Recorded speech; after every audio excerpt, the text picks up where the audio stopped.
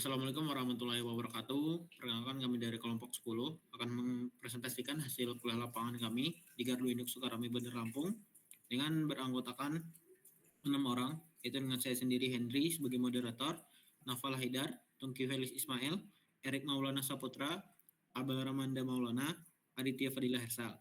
Nah, tanpa memperpanjang waktu, mungkin kita bakalan langsung masuk ke dalam isi dari presentasi yang akan dipresentasikan oleh rekan saya.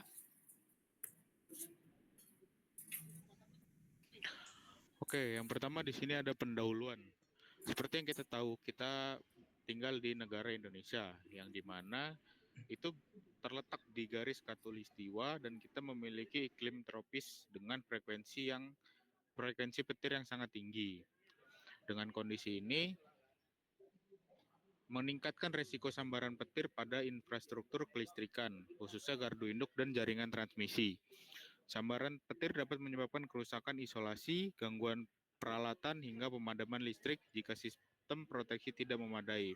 Pada studi kali ini, kita melakukan pengamatan di gardu induk 150 kV Sukarame, Bandar Lampung, yang dimana tujuannya untuk memahami konsep proteksi terhadap sambaran petir langsung menggunakan metode bola gelinding serta pengukuran tahanan pentanahan. Tujuan utamanya yaitu untuk menganalisis efektivitas sistem proteksi petir, menentukan sudut lindung yang optimal, dan menghitung nilai induktansi serta tegangan lebih pada menara akibat sambaran petir secara langsung. Untuk konsep gardu induk sendiri, yaitu merupakan salah satu komponen penting dalam sistem tenaga listrik. Di tempat ini, energi disalurkan, diubah, diatur, dan diamankan sebelum akhirnya didistribusikan ke konsumen. Fungsinya yaitu untuk menaikkan atau menurunkan tegangan melalui transformator daya agar penyaluran listrik bisa lebih efisien dan aman. Selain itu juga, gardu induk berperan dalam mendistribusikan daya ke berbagai saluran melalui sistem dari gangguan serta mengatur dan memantau aliran listrik menggunakan sistem pengendalian, contohnya seperti SCADA.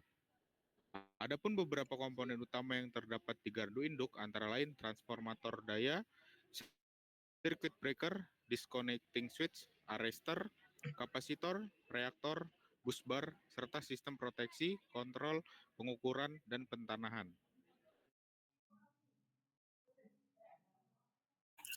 Baik, kemudian ada fungsi gardu induk. Yang pertama itu mengubah tegangan listrik, menaikkan atau menurunkan tegangan menggunakan transformator daya, kemudian mendistribusikan energi, yaitu menyalurkan daya ke gardu distribusi atau pelanggan besar. Kemudian mengamankan sistem, yaitu melindungi jaringan dengan sirkuit breaker, relay, dan arrestor. Kemudian mengatur aliran dan kualitas daya, yaitu menjaga kestabilan tegangan menggunakan kapasitor dan reaktor. Yang terakhir ada memantau dan mengendalikan operasi, yaitu dengan menggunakan sistem SCADA untuk pemantauan dan kontrol real time. Kemudian untuk single line diagram gardu induk menunjukkan sistem penyaluran tenaga listrik dari jaringan transmisi 150 kV menuju jaringan distribusi 20 kV. Gardu induk ini berfungsi sebagai titik penghubung utama antara sistem transmisi dan distribusi dengan peralatan proteksi, pengukuran, dan pengendalian yang lengkap. Pada sisi tegangan tinggi yaitu 150 kV, terdapat beberapa incoming line seperti dari Sutami, Sebalang, dan Sukarame yang terhubung ke busbar utama 150 kV. Kemudian pada sisi tegangan menengah yaitu 20 kV, daya listrik kemudian disalurkan melalui busbar 20 kV yang terhubung ke beberapa feeder distribusi, seperti feeder beban industri, perumahan, dan pelanggan besar di wilayah Sukarame dan sekitarnya.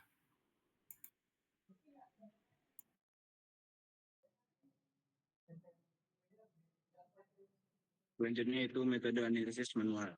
Yang pertama ada metode rolling square atau bola gelinding. Konsepnya didasarkan pada penentuan radius bola bergulir yang mewakili jarak sambaran petir maksimum sesuai dengan besarnya radius petir. Yang kedua, penentuan sudut lindung. Sudut lindung didefinisikan sebagai sudut antara garis vertikal menara dengan garis yang menghubungkan puncak menara dan titik lindung pada konduktor atau peralatan di bawah. Yang ketiga, analisis tegangan impuls pada menara.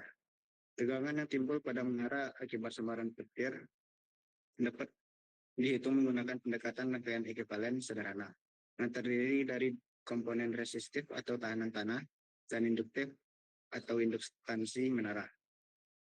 Next.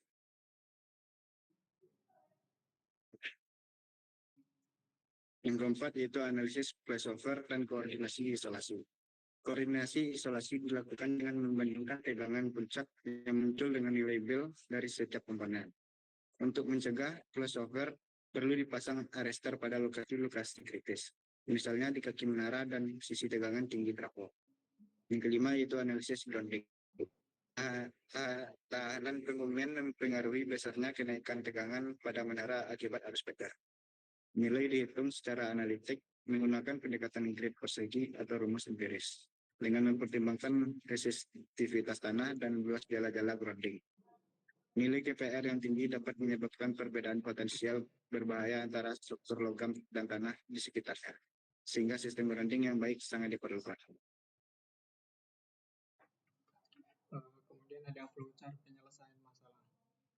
Proses dimulai dari tahap awal atau mulai, kemudian dilanjutkan ke identifikasi parameter sistem, di mana dilakukan pengumpulan data utama. Setelah parameter sistem teridentifikasi, dilakukan analisis zona perlindungan atau metode rolling sphere. Hasil dari analisis tersebut digunakan untuk penentuan sudut lindung. Selanjutnya dilakukan perhitungan tegangan impuls.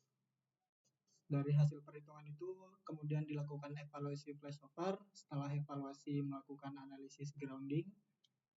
Kemudian kesimpulan harus selesai. Next. Kemudian ada data hasil analisis untuk metode bola dinding. Ya, diberikan data tinggi menara setinggi 36 meter, arus petir 40 kA dengan kecuraman arus 30 kA per mikroair. Kemudian hasil perhitungannya, radius bola gelinding sendiri mendekati 128 meter, kemudian sudut lindungnya 44 derajat, kemudian tegangan menaranya 864 kV, tegangan groundingnya 4 kV, kemudian total tegangan puncak towernya ada di 1260 kV.